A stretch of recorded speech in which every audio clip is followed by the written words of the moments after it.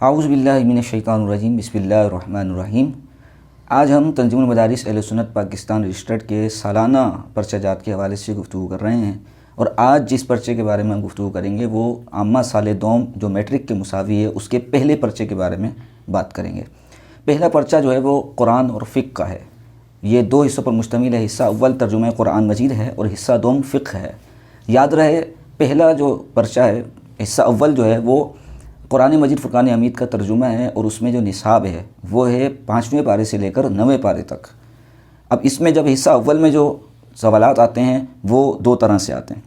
حصہ اول میں سوال نمبر 1 یوں ہوتا ہے کہ آپ کو جو ہے وہ 6 آیات دی جاتی ہیں جن کا آپ نے آسان اور بامحاورہ ترجمہ کرنا ہوتا ہے۔ جن میں سے 6 دی جاتی ہیں، اس میں سے 4 آپ کو آیات کا انتخاب کرنا ہوگا، اور پھر اس کا ترجمہ آسان اردو میں، آسان عام فہم ترجمہ جو ہے آپ نے کرنا ہوگا۔ اچھا، اس میں یہ یاد رہے کہ جب 6 کا آپ انتخاب کریں گے تو اگر آپ کو آیت نمبر 4 کا ترجمہ پہلے آ رہا ہے تو آپ اس کو پہلے کر لیں۔ ایسا نہ ہو کہ آپ جو ہے وہ سیریل وائز ہی ترجمہ کرنے کی کوشش کریں، بلکہ جتنی آیت کا ترجمہ آپ کو بالکل حفظ ہے، یاد ہے، آپ پہلے اس کو حل کریں۔ اور اگر آپ چوتھی آیت کا ترجمہ پہلے کرنا چاہ رہے ہیں تو آپ پہلے اس کا چوتھا نمبر لکھ دیں، پہلا نہیں لکھیں گے، 4 نمبر ڈالیں اور پھر اس آیت کا پورا ترجمہ کر دیں۔ یاد رہے یہاں پر کہ آپ کو پوری آیت لکھنی نہیں ہے۔ کوئی بھی پرچہ جب آپ حل کریں تو آپ کو پورا سوال اس کا نہیں اتارنا ہوگا، صرف اور صرف سوال کا نمبر ڈالنا ہوگا، اور پھر جواب کی ہیڈنگ ڈال کے آپ نے پورا اس کا جواب لکھ دینا ہوگا۔ اس میں سوال نمبر 2 جو ہوتا ہے اس میں آپ کو الفاظ معنی دیے جاتے ہیں،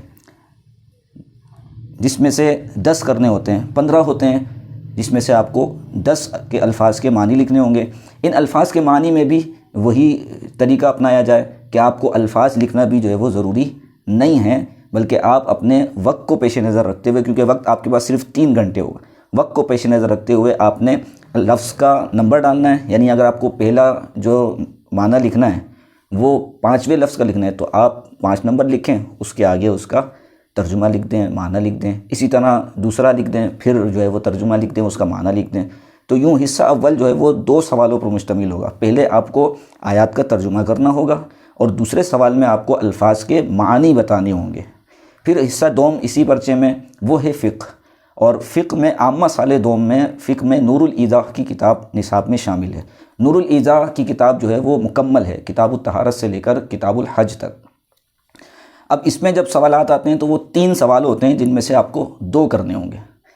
سوال نمبر اس کا یوں ہوتا ہے کہ آپ کو ایک عبارت دی جائے گی، اس عبارت میں آپ کو ترجمہ کرنا ہوگا، اعراب لگانا ہوگا، پھر اسی عبارت میں سے ہی جو ہے وہ الف ب جیم کر کے آپ کو سوالات دیں گے، تو وہ آپ نے الف با جیم اس طرح جو ہے وہ اس کا جواب لکھ دینا ہے۔ سوال پورے نہیں اتارنے ہیں، صرف آپ نے الف لکھنا ہے۔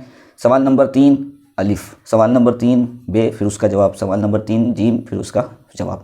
پھر سوال نمبر 4 اگر آپ کریں تو سوال نمبر 4 کریں، سوال نمبر 4 نہیں آتا تو نو پرابلم، کوئی بات نہیں، آپ سوال نمبر 5 اتار دیں۔ سوال نمبر 5 اتاریں گے تو بھی اسی طرح کہ آپ نے پہلے عبارت لکھنی ہے اور پھر اس پر اعراب لگانے ہیں۔ اعراب لگانے میں یہ اچھا رہتا ہے کہ آپ جس پین سے، جس قلم سے، جس سیاہی سے آپ عبارت لکھ رہے ہیں، جب آپ اعراب لگا رہے ہیں تو کوئی اور پین استعمال کر لیں۔ جیسے اگر بلو سے لکھا ہے تو اعراب آپ بلیک سے لگا لیں، بلیک سے اگر عبارت لکھی ہے تو پھر آپ اعراب جو ہے وہ بلو سے لگا لیں۔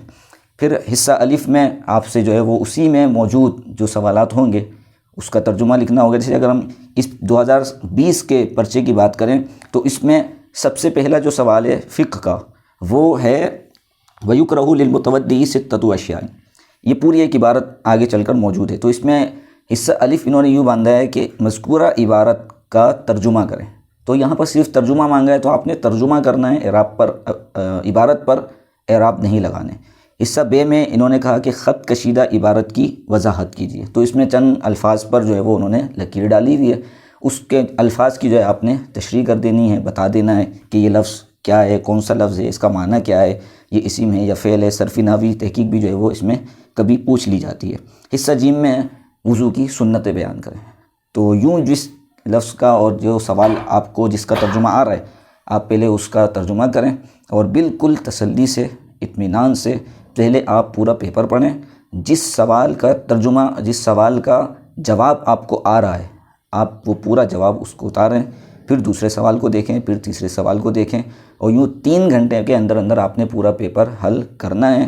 اور 3 گھنٹے کے اندر اندر جب آپ پورا پیپر حل کر لیں گے تو اس کے بعد آپ پوری کاپی ایک مرتبہ پڑھ لیں کہ کہیں کوئی لفظ تو نہیں چھوڑ گیا، کہیں کوئی سوال کا جز رہ تو نہیں گیا، یوں پوری پڑھ لیں۔ جب آپ کو بالکل اطمینان و تسلی ہو جائے کہ ہاں میرا پیپر پورا ہو گیا ہے، تو پھر ممتحن کے حوالے کر دیں اور پھر آپ گھر تشریف لے آئیں۔ السلام علیکم ورحمۃ اللہ وبرکاتہ۔